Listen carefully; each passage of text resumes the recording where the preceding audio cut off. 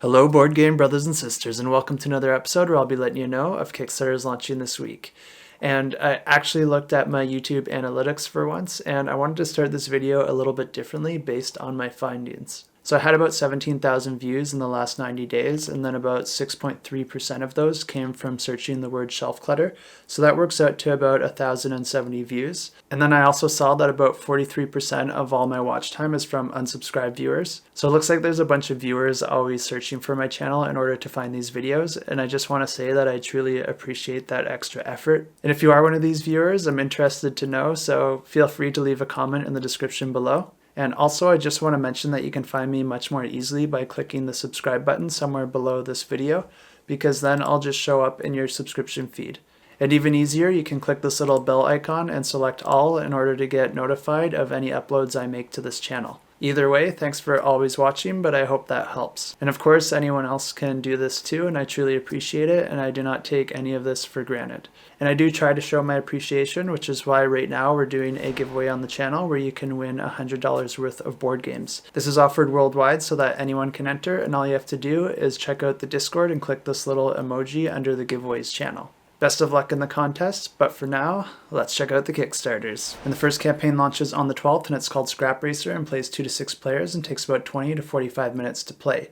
And this is a game that I had actually expected to launch last week, but I guess it got pushed off to this week. And this is a push your luck dice racing game with one goal: win the race no matter how dangerous it gets. And players will be rolling dice to move along the track and then playing cards to manipulate the outcome of those dice. Rolling doubles can cause you to crash, but it also grants you bonus cards to make up for lost time. This is a game where 2 players cannot occupy the same space, so if that ever happens, a duel occurs and the outcome of that will determine which player gets to advance one space. The first player over the finish line wins the game. And the next few campaigns are launching on the 13th, and the first one we have is called Bar Fight, and this plays 2 to 6 players and takes about 15 to 30 minutes to play. And Bar Fight is a game where players are mixologists competing to earn their bar the title of most prestigious. Each player will represent their bar with their own unique abilities, signature drinks, and classic cocktails that can boost your scores. Each round, players are competing to impress different judges by combining a spirit, a mixer, and twist cards. Different ingredients will have various effects on each other, and each judge has their own preference, which encourages players to create different drinks throughout the game. Judges are revealed 3 rounds in advance to give players the chance to plan ahead, and then at the end of each round, players draw 3 cards from any of the 3 decks. The highest scoring drink each round wins those judge cards, which are worth a number of ribbons, and the player who gets a certain number of ribbons first wins the game. And the next campaign we have is called Transmissions, and this plays 1 to 4 players and takes about 45 to 60 minutes to play. And Transmissions is a worker placement based on the robot art series created by Matt Dixon. I just did a quick search here to pull up the series and to see what it looks like, and I really like the artwork. It kind of gives me a robotic Banksy sort of vibe, and there's kind of a bittersweet anthropomorphism of the robot. It took me like 5 tries to say that word. And this game features a rondel style board and some really nice miniatures to match the artwork. And I don't think there's going to be too many miniatures in this game. It looks like there's just going to be 4. So I'm not expecting any miniature bloat with this game, which is something that I'm really happy about.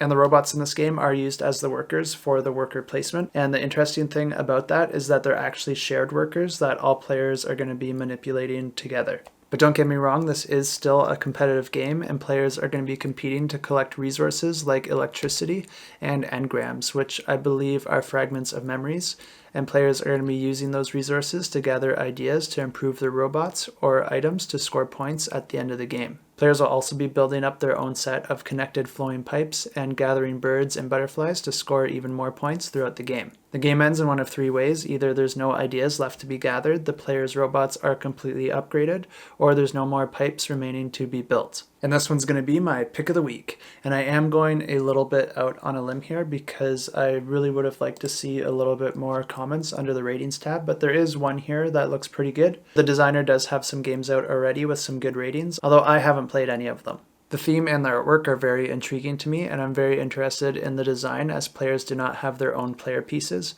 As I've said, everyone moves the same 4 robots on the game board, but while doing this, players can also add ideas to a robot so that it changes the way that they work when that player uses it. The game looks really easy to set up, and there's not a whole ton of components, which is always a win for me, so if this also looks interesting to you, I have links to all these campaigns in the description below.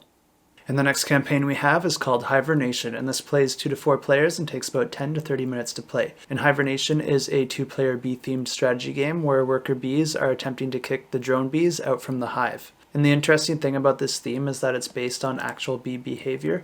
It says here that this happens every year in late autumn, and the drone bees end up dying from exposure or the inability to protect or feed themselves. The worker bees evict them, as the drones would deplete the hive's resources too quickly if they were allowed to stay. And in this game, players each receive 20 double-sided bee tiles. One side displays the worker bee, while the other displays the drone bee. The game begins by placing the queen bee tile on the board, and then each player is going to alternate turns, placing a tile of their own adjacent to an existing tile on the board. Anytime a player sandwiches their opponent's tiles between 2 tiles of their own, the opponent's tiles are flipped to reveal the other bee. There are also some tiles that have some special abilities, like flipping the tiles around them or preventing other tiles from being flipped.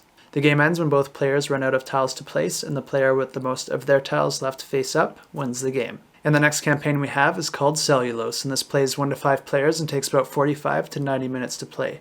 And this is from the publisher Genius Games. And if you're familiar with them, you'll know that they strive to create educational board and card games themed after various topics in the sciences. This is a standalone sequel to a game previously released by them called Cytosis, and this is going to share many of the same elements, but it's going to give players greater control over available resources, present new strategic paths, and allow players to adjust game length. So if you're a fan of Cytosis, this game is going to offer something with the same spirit, but plays a little bit differently. So this might be something that you want to take a look at. And in this game, players are put into the cell of a plant, and they're going to be competing over limited resources in order to undergo photosynthesis, produce carbohydrates, and build the cell wall to score points. Each round represents 1 day and is played over 3 phases. During the morning phase, players will collect income from their roots, branches, and cell component cards, and then during the daytime phase, players compete over limited action spaces on the shared game board. And then during the night phase, the player who contributed the most water to the cell gains some powerful rewards to use throughout the game. At the end of each round, the walls of the cell get extended, and the game ends when the cell wall is fully built, and the player with the most points at the end of the game wins. And next we have Canvas Reflections, and this is an expansion for the game Canvas, which adds more scoring cards, mirror cards, and a new board. And the original game could play 1 to 5 players and takes about 30 minutes to play. And these mirror cards are reversible cards that give more flexibility to the players, allowing them to more easily string together different combinations of elements in the game. The new board is going to offer a wider selection of art cards that present more choices and make it a little easier to plan ahead. And you can expect that the original game will be offered in the campaign as well. I just want to take a second here and mention that if you like board games, you can go and get 15% off right now over at Kickstartergames.com just by using the coupon code ShelfClutter. Kickstartergames.com has a wide selection of games, so if there's a game that you're already planning to add to your collection, you can go ahead and use that coupon code and save yourself some cash. They're also part of the reason that we're able to offer this $100 giveaway over on the Discord right now. I contributed $50 of my own money, and then they've matched me to make that the full $100. Awesome gestures like that, along with the 15% off, really make me proud to have them as a sponsor. So definitely show them some love and take a peek at what they have to offer. They also do a giveaway every month, and all you have to do to get entered in that is sign up to their newsletter. So I definitely recommend signing up for that, because who doesn't love free games? And now we're getting into campaigns launching on the 14th, and the first one we have is called Connecting Flights, and this plays 1 to 2 players cooperatively or 2 to 5 players competitively. And Connecting Flights is a puzzly medium-weight airline management board game. Players will be purchasing airports and planes in order to grow their airline and their worldwide flight network. A game features engine building, hand management, auctions, competition for resources, events, and individual character abilities. The cooperative mode requires you to work together as a team to purchase assets and transport passengers to their destination by adding a pickup and delivery mechanism. The game plays over 10 rounds, and during a round, an event card is drawn which affects all players. These can be positive or negative. Players then have the opportunity to buy and trade resources during auction and marketplace phases before creating flights by chaining together any number of airport, plane, and passenger cards to minimize fuel costs while keeping their passengers happy. At the end of a round, players can optionally include a sabotage phase where players can activate their sabotage cards. This also works as a catch-up mechanic for players that are falling behind in the game. Creating efficient flights is going to earn you the most income, and the player with the most profitable airline wins the game. And next we have Marvel United X-Men, and this plays 1 to 5 players and takes about 40 minutes to play. And this is our Discord pick of the week with 16 watermelons. And if you want to be involved in next week's vote, check out the Discord in the description below. And this is a standalone expansion for Marvel United where players were heroes that worked together in order to clear threats, fight thugs, and rescue civilians to ultimately take out the supervillain and win the game. Players must complete 2 out of the 3 missions before they can attack the villain, and each villain plays very different from each other and has their own master plan deck that wins them the game if it's ever completed. Players will each play their own hero with their own hero deck, and on their turn they get to play a card which allows them to perform actions based on the icons visible on the card they played and the card that was played by the player before them. This adds another neat layer of cooperation since the card you play will affect the player after you. And Marvel United X-Men makes a few changes to the game. First, it increases the player count by making the villain a playable character. This change also introduces the supervillain and superhero cards, which each have their own trigger conditions and can interfere with other players' turns. Anti-hero characters are also being added to the game, which come with both their own villain master plan deck and a hero deck. We've seen this before with Venom in the previous release, but it looks like CMON wanted to expand on this idea, and they're now going to be focusing on adding a lot more characters that have that ability. And some heroes that have some special ability and power cards will now have those as part of their starting hand. And this changes to prevent some edge cases that could happen in the original game, like Thor never throwing his hammer or the Hulk never getting angry. And of course, this is going to add many new heroes and villains from the X-Men universe that will be playable in the game. This campaign will be offering 2-wave shipping just like the original campaign, and much of the original Marvel United Kickstarter material will be available in this campaign. Most of the expansions that were intended for retail never actually made it to retail distribution, so this is going to allow for another opportunity for us to add those to our collection. The caveat is that all the existing material will be offered at a higher price than the original campaign, and it won't be shipped until the second wave of this campaign's fulfillment. The original core box will not be available in this campaign, so if you want that, you'll just have to find it in retail. And the next campaign launches on the 17th, and it's called Name, Place, Animal, Thing, and this plays 2 to 6 players and takes about 15 to 40 minutes to play. And this is a quick to set up puzzly deduction card game. This game features cards from 4 categories, and I'm sure you guessed it, it's name, place, animal, and thing. To start the game, the cards are separated by category, and then 1 card from each category is drawn into a special pouch while remaining hidden to all players. The remaining cards get distributed to all players along with a game sheet and a pencil. The goal of this game is to guess the 4 cards in the pouch, and the first person to do that wins the game. And in order to deduce the cards that were removed from the game, players will be crossing off cards on their game sheet that they eliminate as a possibility. This means that the first thing a player is going to do is cross off all the cards that they received in their hand. On a player's turn, they roll a die to gain clues, and then the value of that die will dictate the actions that they can perform. These actions could be things like asking players if they have a specific card or multiple cards of a certain category, or to view a card randomly from another player's hand. Once a player thinks they know which cards are removed from the deck, they can make their guess and then view those cards.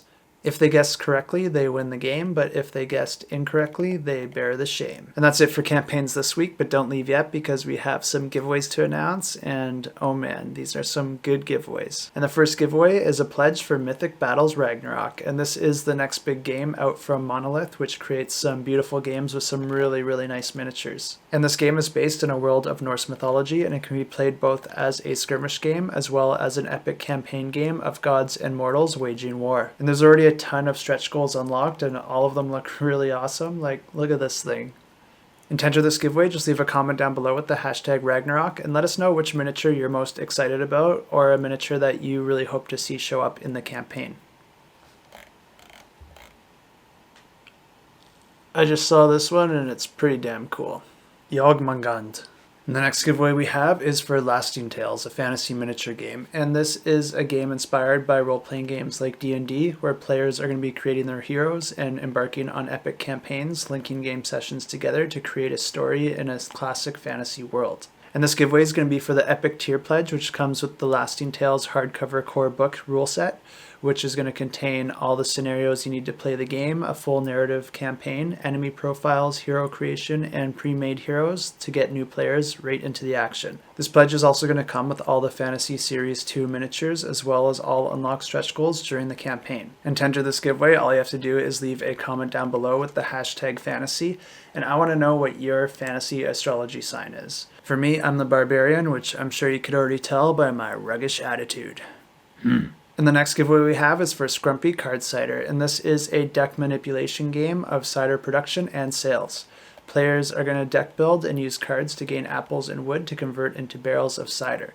Players are going to be developing their cidery and improving production while trying not to overproduce. This game plays differently than most other deck builders because your cards are actually going to double as your resources in the game. Players are going to be competing to earn the most prestige, and the player with the most wins the game. And this giveaway is for the Bottle of Scrumpy pledge, which comes with a Kickstarter version of the game as well as all unlocked stretch goals. And to enter this giveaway, just leave a comment down below with the hashtag cider. And with summer on the way, I want to know what your favorite summer beverage is. For me, mine's super Canadian, and it's a bit of an acquired taste, but it's called a Caesar, and it's pretty much tomato juice mixed with clam juice and a lot of vodka. It's rimmed with celery salt and best served with a lot of ice and hot sauce. And the next giveaway is for Hippocrates, and this is from the designer Alain Orban, who also created games like Trois and Black Angel. And in this game, players are going to be hiring and leading their own team of doctors set back in early Greek history. Players are going to be triaging their patients and trying to treat those that need the attention the most in order to gain notoriety in order to win the game. Rad already put out a really great run through of this game, and he speaks really highly of it. This campaign also comes with a lot of really nice Kickstarter exclusives, so if you're interested in this type of game, this might be your best time to get it. And this giveaway is for the deluxe edition, which comes with an extra large game board, a custom insert by Meeple Maker, as well as 4 extra player boards that won't be in the retail version of the game. There's also upgraded tokens as well as everything else you get in the box. Intent of this giveaway, just leave a comment down below with the hashtag Hippocrates and let me know of a Greek word that you know. And if you don't know any Greek, just leave a comment about something you know about Greece. For me, my favorite word by far is one that I learned when I was in Greece, and it's diaskitastiko. And it just means fun, but it's just a really long word with a very simple meaning that was really hard for me to learn. And it doesn't false advertise because it is fun to say. And the next giveaway is going to be for a pledge for the Questeros tarot deck. These cards have some really cool artwork, and the whole deck is a fully functioning tarot deck. And the deck also comes with 2 rule sets for a competitive game as well as a solo game. The competitive game uses primarily trick-taking, while the solo game has a completely different set of rules, where the player is looking for treasure and allies and defeating a wide range of enemies. And this giveaway is going to be for a physical copy of the game, and to enter this giveaway, all you have to do is head over to our Discord. I'll leave a link to that in the description below, and I'll have a post in the giveaways channel that you can go ahead and click this little emoji. And that's all you have to do, and this will get automatically drawn after 7 days. And the last pledge giveaway we have this week is for Koi Garden, and this is a tile-laying card game where you use your wildlife and all different scoring styles and movement to score through an ever-changing pond. Different wildlife moving through your tableau are going to score you points in their own way, and this is a game that's only going to be on Kickstarter, so if you're interested in this, this might be your only chance to get it. And this giveaway is going to be for 1 copy of the game, as well as all unlocked stretch goals, and to enter this giveaway, just head over to the Discord, just like the last one, and I'll have a post set up for this as well that will get automatically drawn at the end of a week. Now let's go ahead and draw the winner for last week's contest, which was for a copy of Sentinels of the Universe Definitive Edition, and I use this fancy application here to draw a winner, and all these extra names down here are bonus entries for my Patreon subscribers. If you like this sort of content and you want to help support the channel, definitely check that out because it'll get you some entries into these giveaways. So let's go ahead and grab those comments and draw a winner. And for this giveaway, I'd ask viewers to let us know what their favorite comic book hero is.